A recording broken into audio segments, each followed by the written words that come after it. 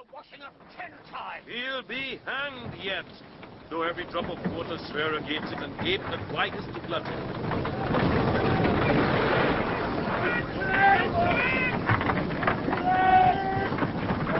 Let's all sink with the king. Let's take leave of it. Now would I give 1,000 furlongs of sea for an acre of barren ground, long heath, brown furze, anything. The wills above be done, but I would fain die a dry death.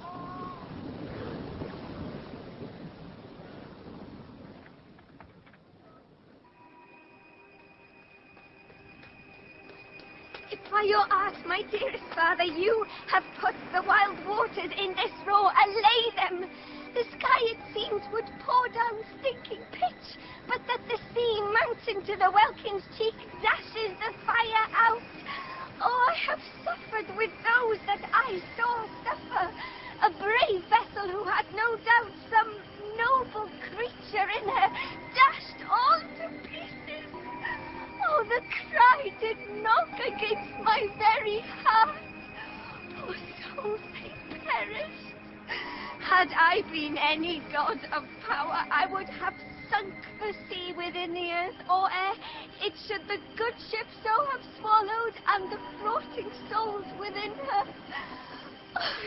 Be collected. No more amazement. Tell your piteous heart there's no harm done. Oh, woe the day! No harm. I have done nothing but in care of thee, my dear one, thee, my daughter, who art ignorant of what thou art, not knowing of whence I am, nor that I am more better than Prospero, master of a full poor cell, and I no greater father. Mortano did never meddle with my thoughts. 'Tis time I should inform thee, father. Lend thy hand, and pluck my magic garment from me. So, lie there, my art. Oh, wipe thou thine eyes, have comfort. The direful spectacle of the wreck, which touched the very virtue of compassion in thee, I have with such provision in mine art, so safely ordered, that there is no soul, no, not so much perdition as an hair, that did to any creature in the vessel, which thou heardst cry, which thou saw'st sink. Sit down, for thou must now know, father.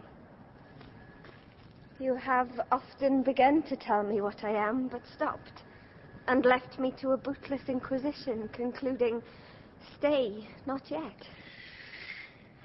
The hour's now come. The very minute bids thee ope thine ear, obey and be attentive. Canst thou remember a time before we came into this cell? I do not think thou canst, for then thou wast not out 3 years old. Certainly, sir, I can. By what? By any other house or person? Of anything the image, tell me, that hath kept with thy remembrance. 'Tis far off, and rather like a dream than an assurance that my remembrance warrants.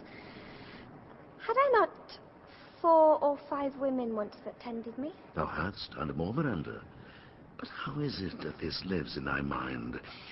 What sayest thou else in the dark, backward, and abysm of time? If thou rememberst aught ere thou camest here, how thou camest here thou mayst. But that I do not. 12 years since, Miranda, 12 years since. Thy father was the Duke of Milan and a prince of power. Sir, are not you my father?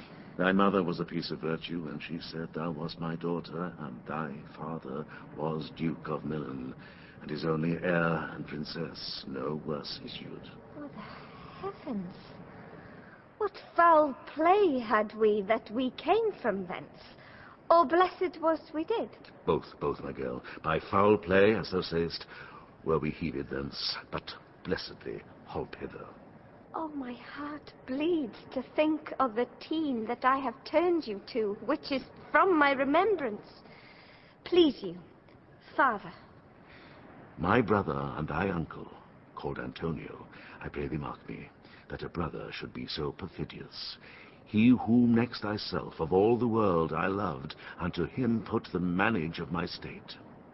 as at that time through all the signories it was the first, and Prospero the prime duke, being so reputed in dignity, and for the liberal arts without a parallel.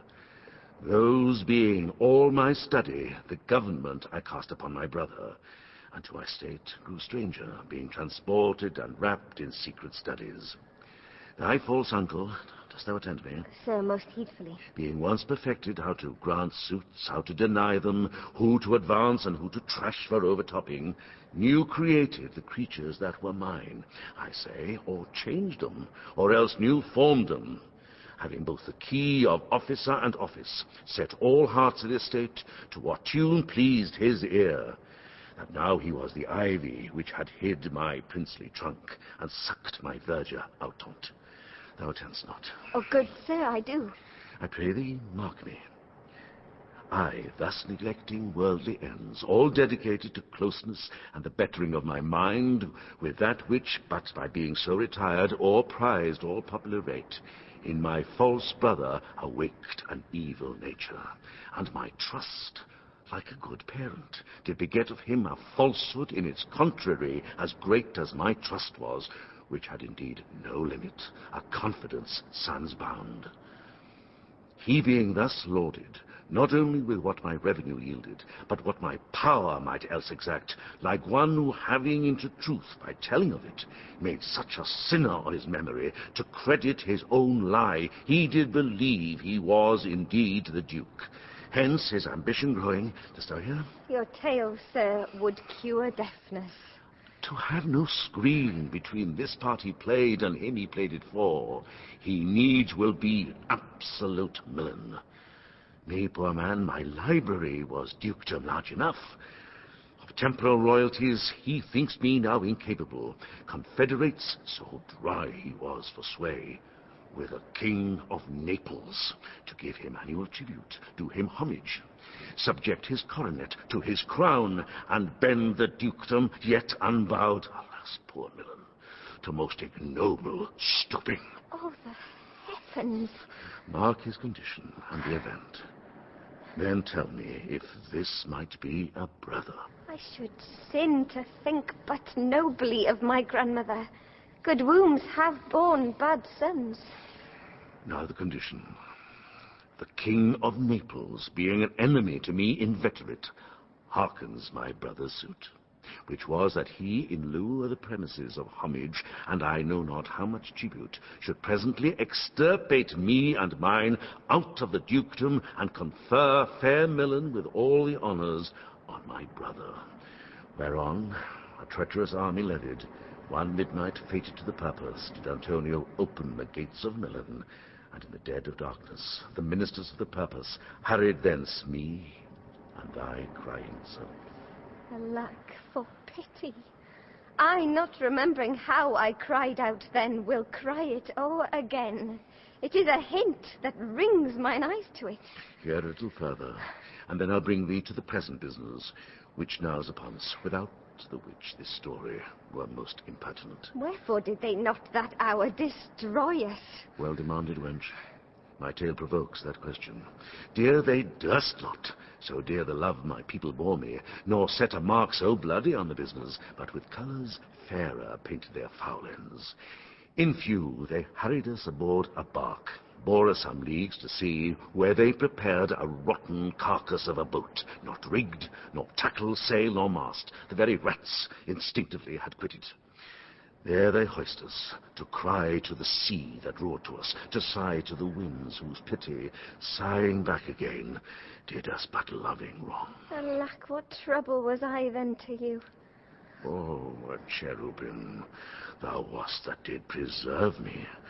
Thou didst smile, infused with a fortitude from heaven, when I have decked the sea with drops full salt, under my burthen groaned.